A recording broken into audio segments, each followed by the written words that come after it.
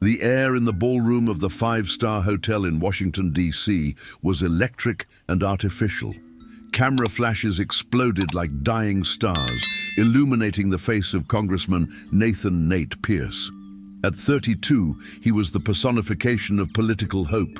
Tall, with a strong chin, light brown hair that fell perfectly over his forehead, and blue eyes that conveyed a rehearsed sincerity. His suit, a custom-tailored navy blue, was his armor. On stage, under the slogan, "A New Voice for the Future," his voice resonated, powerful and charismatic, every word carefully chosen by a team of strategists to inspire confidence and, more importantly, donations. He smiled, waved, shook hands, but inside, he felt like an actor at the end of a long season, repeating the same lines to an audience that applauded the character, not the man. The noise was deafening, but the prevailing feeling was one of a deep, hollow silence. Miles away, but in a completely different universe, another kind of sound cut through the air. In the cold, monumental tunnels of the DuPont Circle metro station, Isabella "Izzy" Rossi created a fragile beauty amidst the chaos. At 28, with her long dark hair falling over her shoulders and brown eyes closed in concentration, she was an island of passion in a sea of indifference. Her old worn violin case was open at her feet, with a few coins and $1 bills at the bottom of its velvet lining. To the thousands of passengers rushing to catch the train, she was just part of the soundscape, background noise. But for Izzy, every note her bow drew from the strings was a battle won against oblivion. Her music didn't ask for votes or donations. It was a confession, a piece of her soul offered to the concrete architecture and the hurried flow of strangers. It was the only thing truly hers in the city that had already taken almost everything from her. At the end of the event, Nate was swallowed by a whirlwind of donors, lobbyists, and journalists. Marcus Thorne, his campaign manager, an older man with shark-like eyes, was at his elbow whispering names and strategies. Senator McCombs is at table 4. He wants a word. The reporter from the Post is near the exit. Avoid her. Nate felt the air running out, the walls closing in. In the moment of distraction, as Marcus turned to give an order to an aide, Nate saw his chance. With a discreet nod to his security guard, he whispered, "I need a minute," and slipped through a service door out into the humidity of the DC night. He didn't want to escape, just to breathe air that wasn't laden with agendas and expectations. He walked aimlessly, the collar of his shirt suddenly too tight, his head throbbing with the echo of his own speech. To take a shortcut, he went down the escalators of the nearest metro station, and that's when he heard it. Above the hum of electricity and the distant rumble of trains, a melody rose up the stairs. It was a Bach sonata, but played with a melancholy and a force he had never heard. The sound was so pure, so charged with raw emotion, that it stopped him in his tracks. It was the most authentic thing he had heard in years. He followed the music like a pilgrim, finding its source on a nearly deserted platform. There she was, Izzy, her back to him, her body swaying gently with the music, completely lost in her own world. Nate stood behind a concrete pillar, a powerful politician hidden in the shadows, completely captivated by a street musician. The sharp screech of an arriving train's brakes broke the spell. Izzy finished the piece, and the silence that followed was deeper than that of the hotel ballroom. She turned, and for a second their eyes met across the platform. A congressman destined for the Senate and an anonymous violinist, two poles of the same city, connected by a brief and silent sonata. Izzy's sonata echoed in Nate's mind for days, a haunting counterpoint to the cacophony of his life. In meetings about fiscal policy, he heard the violin's vibrato. During interviews, the image of the bow dancing on the strings superimposed itself on the reporters' faces. That music, and the woman who played it, represented an oasis of authenticity in his desert of appearances. he found himself obsessed with the need to find that feeling again. He began to make excuses to his team, trading the armored car for walks to connect with the electorate, a pretext that his campaign manager Marcus loved and even encouraged. But in truth, every descent into the labyrinth of the DC Metro was a search for her. He passed saxophonists, percussionists who used buckets, but the sound of that specific violin, the sound of Izzy's soul, seemed to have vanished. He found her on a rainy afternoon in a different station, far from the center of power. The melody was different, this time a melancholic and modern piece that seemed to converse with the grey weather. For a moment, Nate just listened, feeling an immense relief to have found her. Then he gathered his courage and approached. When the music ended, he applauded softly. Izzy opened her eyes, startled, and her face instantly hardened upon recognizing him. Defensiveness was her natural armor. "Congressman Pierce," she said, her voice cold, "come to take a picture with the common folk. Boosts the poll numbers, I imagine." Her cynicism was a wall, and he realized his rehearsed political words wouldn't work here. He needed to be just Nate. "Actually, no," he replied, his voice lower and more sincere than usual. "I came for the music. It was Bach's Partita No. 2 the other day, and today I didn't recognize the piece, but it was incredible." He didn't talk about politics, votes, or his campaign.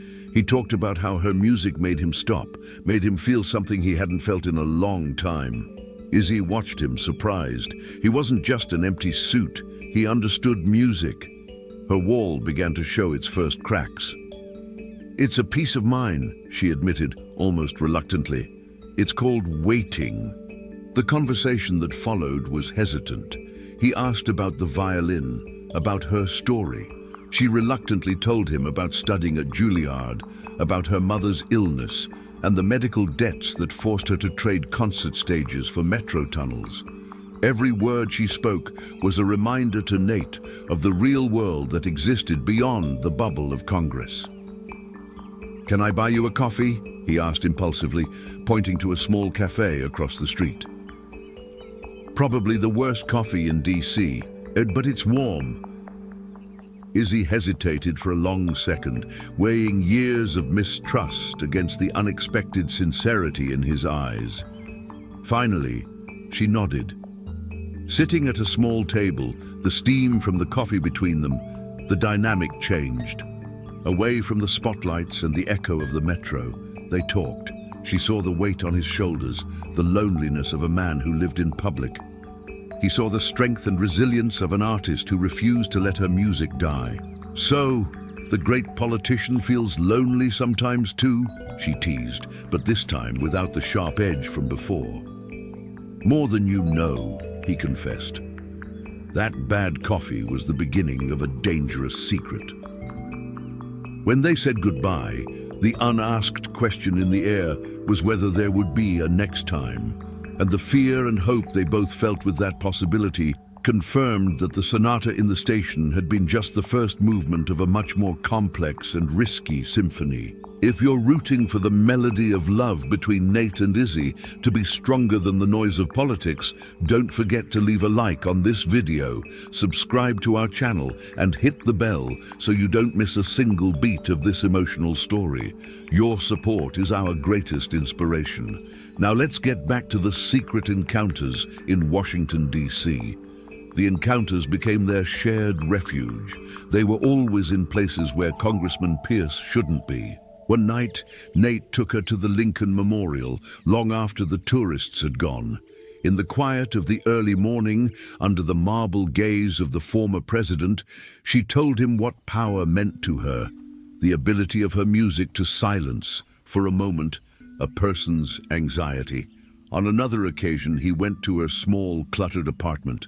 He saw the raw reality, the Juilliard diploma hanging proudly on one wall, and on the kitchen table, a pile of medical bills that seemed to mock that very diploma. While she played a sonata just for him, A performance that would be worth thousands of dollars in a concert hall. He fixed her constantly dripping faucet. In those moments, he wasn't a politician and she wasn't a charity case. They were just Nate and Izzy, and the love growing between them was the only truth in a world of lies. But the real world couldn't be ignored forever. Marcus Thorne, the watchdog of Nate's campaign, began to notice the anomalies in the candidate's schedule. The walks were becoming more frequent. Nate seemed distracted. His speeches, though still effective, lacked that robotic gleam of perfection. For a man like Marcus, suspicion was an instinct. He discreetly tasked a young aide with monitoring Nate's popular engagement activities. The report he received days later confirmed his fears. Multiple visits to low-income neighborhoods and meetings with an unidentified woman. Marcus, with the resources of a Senate campaign, didn't take long to find out who Isabella Rossi was. A street musician, a former student of an elite conservatory, but drowning in debt. A biography that, in the wrong hands, was a ticking time bomb. The confrontation was brutal and direct in the campaign office. Marcus didn't shout. He was more dangerous than that. "I know about the violinist, Nate," he said, throwing a folder on the table.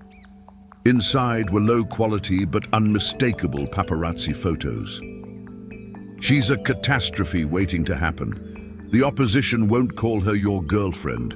They'll call her your poverty fetish. They'll paint you as a predator or a fool. Our centrist voters will see you as unstable. The press will devour this story." Marcus spoke of Izzy not as a person, but as a public relations problem, a variable that could cost them the election. "I understand you need a distraction," he said with a false tone of understanding. "But find one that doesn't have the power to destroy everything we've built. End it. Now." Marcus's warning proved to be prophetic. A few days later, a small political gossip blog, known for its attacks on the opposition, published a venomous note. It didn't name names, but it was unmistakable. Which rising star on Capitol Hill, known for his impeccable record, has been spending his nights in the company of a street artist? Could it be a genuine romance, or just a populist maneuver to appear more human before the election?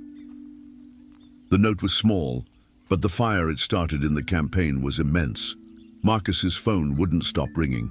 It was proof that their secret was no longer a secret. Nate felt panic chill his spine. The relationship that was his only refuge of peace was being turned into a weapon, and he knew that the first victim of that war would be Izzy. The walls of his double life were crumbling, threatening to crush the only pure thing he had left. The blog article was just the beginning. Nate's campaign went into crisis mode, and the pressure on him became overwhelming. Marcus Thorne, using fear as his primary tool, showed Nate daily polls where his trustworthiness ratings were subtly dropping. "We need a counter-narrative," Marcus insisted. "You need to be seen in public with someone suitable. A lawyer, a donor's daughter, someone who will calm the electorate's nerves." Nate felt the political machinery pulling him back in, forcing him to wear the mask he hated so much. Every smile at an event, every handshake felt like a betrayal of what he felt for Izzy. He was being dragged away from the one person who saw him as he truly was. The tension inevitably spilled over into their refuge. Nate became more anxious, his meetings with Izzy more hurried and paranoid. She felt his distance, but interpreted it as shame. She was becoming the dirty little secret that Marcus had predicted. The brutality of Nate's world hit her full force when a tabloid reporter, following the leads, ambushed her at the metro exit. With a cell phone camera in her face, he fired venomous questions. "Are you the congressman's girlfriend? Is he paying your bills? Did you know you're ruining his campaign?" The assault was public and humiliating. For the first time, Izzy felt what it meant to be a political target. She was no longer a person. She was a potential scandal, an object to be used and discarded.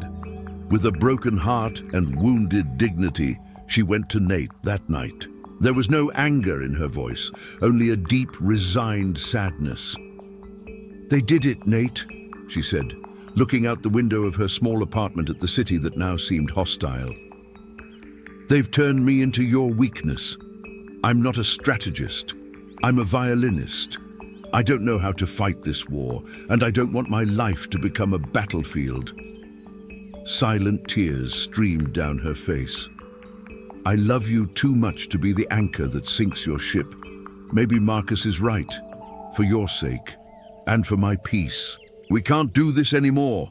The end wasn't an explosion, but a whisper of defeat, which made it all the more painful. For Nate, losing Izzy was losing himself. Devastated and alone, Nate spent the next 48 hours in a daze. The silence in his life was now deafening, no longer filled by her music. He looked at the future everyone had planned for him, the Senate victory, the power, the prestige, and saw an infinite void. Winning without her wasn't a victory. It was the ultimate defeat. He realized he could no longer play Marcus's game. He had to fight, but on his own terms. The final debate, the most watched political event of the campaign, was in 2 days. Nate went to Marcus and said the words the strategist so desperately wanted to hear. "You're right, I'll address the rumors at the debate, once and for all." Marcus smiled, victorious, believing Nate had finally caved. But Nate had another plan. Later that night, he used a burner phone to send a single, short message to Izzy. "Please, watch the debate." It was a desperate plea and a promise. He would no longer hide in the shadows. He would choose his battlefield, and it would be a stage, with millions of people as witnesses. The night of the final debate had the atmosphere of a public execution. The studio lights were blinding and impersonal. Nate, at his podium, appeared the picture of calm, a stark contrast to the storm raging inside him. Across the stage, his opponent looked like a vulture, ready to strike. Backstage, Marcus Thorne smiled, convinced his candidate would finally crush the rumors and seal the victory. In her apartment, Izzy watched the broadcast on her laptop, her heart pounding with every question. Beside her, untouched, rested her violin. The entire nation was watching, but for Nate and Izzy, it was an audience of one. The moment came as they both knew it would. The moderator, with the seriousness of a judge, turned to Nate. "Congressman, photos of you with a local musician have been the subject of blogs and the opposition. Your judgment has been called into question. Could you please clarify the nature of your relationship with this woman for the voters?" Nate took a deep breath, ignoring the script Marcus had prepared, and looked directly into the main camera, as if he could see through it and find Izzy's eyes. "Thank you for the question," he began, his voice firm. "First, her name is Isabella Rossi, and she is not a local musician. She is one of the most talented violinists this country has ever produced, a Juilliard-trained artist whom life, at times unfair, has placed in a metro station instead of Carnegie Hall." A shocked silence fell over the studio. Backstage, Marcus turned pale. "You ask me about my judgment," Nate continued, passion growing in his voice. "My judgment was recognizing truth and beauty in a place where most people only see rush and noise. It was falling in love with a woman whose integrity, strength, and grace, even in the face of the greatest hardships, put to shame the strength many of us here in Washington pretend to have." He leaned into the microphone. "The real scandal is not that I fell in love with her.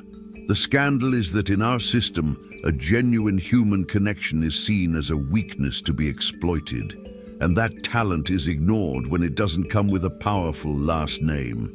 He straightened his back. "I will not apologize for loving her. I will not diminish her to elevate myself. And I will not sacrifice a decent person for the sake of a favorable opinion poll. That is my clarification." The impact was immediate. Nate's opponent was speechless. Marcus disappeared from backstage like a ghost. Social media exploded, with half the public calling Nate a fool and the other half a hero. Izzy in her apartment was crying, tears of relief, of shock, and of a love so deep it hurt. On election day, Nate Pierce lost the Senate. The margin was narrow but decisive.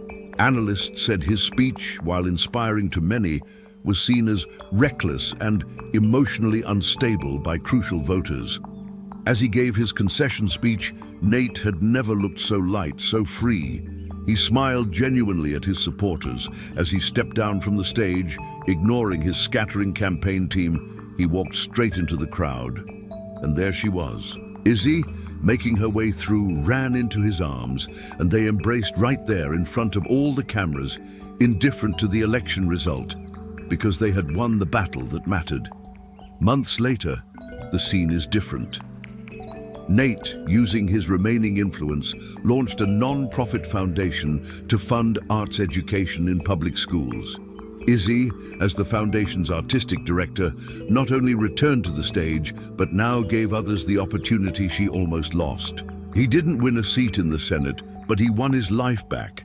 And together, in front of everyone, they were finally composing their own sonata. And that was the story of Nate and Izzy, proof that the true melody of life is found in courage and love. If you also believe that what is real is worth fighting for, leave a like on this video and subscribe to our channel for more emotional narratives. Comment below with your city so we know where our community is watching from.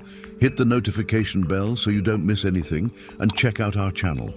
We have many other inspiring stories waiting for you. Best wishes and see you in the next video.